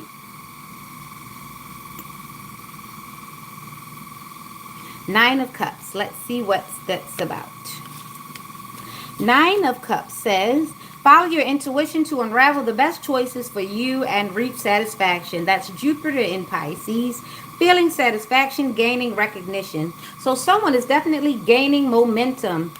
All right, let the beat build. Someone is getting their momentum. They're getting positive results. And this is the thing. When you get momentum and it starts to build, it only gets bigger. The rewards get bigger as you build momentum. So if you have a momentum started, be careful not to get stagnated. Don't get stopped. And remember your temperance. Remember rage baiting. Definitely the way you are handling life now can be the difference on whether you get hung up and stagnated or not. So as you're moving forward, remember your temperance, because your attitude of gratitude can be the difference between you having a block and you going forward with free ebb and flow. All right. So that is the Sagittarius reading. Pisces, Sagittarius, and remember, you've got the trine. So there is a 120 degree, or someone who has all three elements in their chart. Take what resonates, leave the rest behind. We have Pisces, Sagittarius, and 120, which is the trine sign, okay? So somebody does have three of the same element in their chart. Be aware of your sun, moon, rising, and your placements on your own personal chart. It's not enough to study someone else's. You need to study your own, okay? Because we have a lot of people that cross-watch. They say they don't believe, yet they find themselves here every morning. Good morning. 9 plus 14, that would be 23. And 23 plus 12 would make that 5. 35. Somebody's 35 or 53. That 53-year-old keeps coming out here. So 53, but it's 35, but 8 is what it is. So be on the right side of Dharma, which is karma. There you go. So here we go, Capricorn. We started off in Pisces, and Aquarius is the last, so let's be done with it. It's 5:06 already. Anybody have something to do? 5:06. May the 6th. I don't know why May the 6th came out. That is a Taurus. That is the time that's on the clock right now, but that's a Taurus. That's a May Taurus. Okay, so we've got the 8 of Pentacles out here for this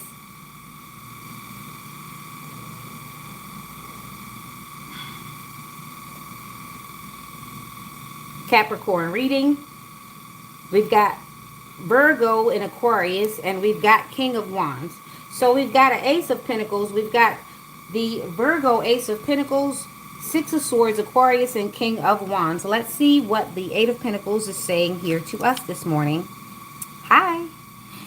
Invest in your skills and create a masterpiece of your craftsmanship.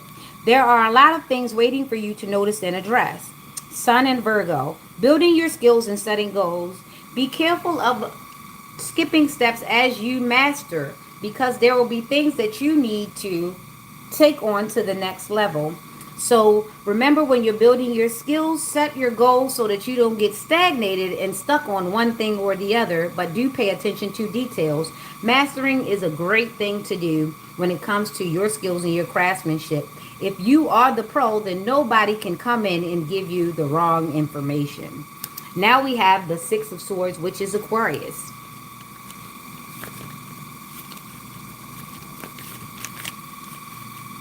Do not look back to the past and feel sad. Move forward in life. A bright future is waiting for you. That is Mercury in Aquarius. Changing your life and releasing baggage.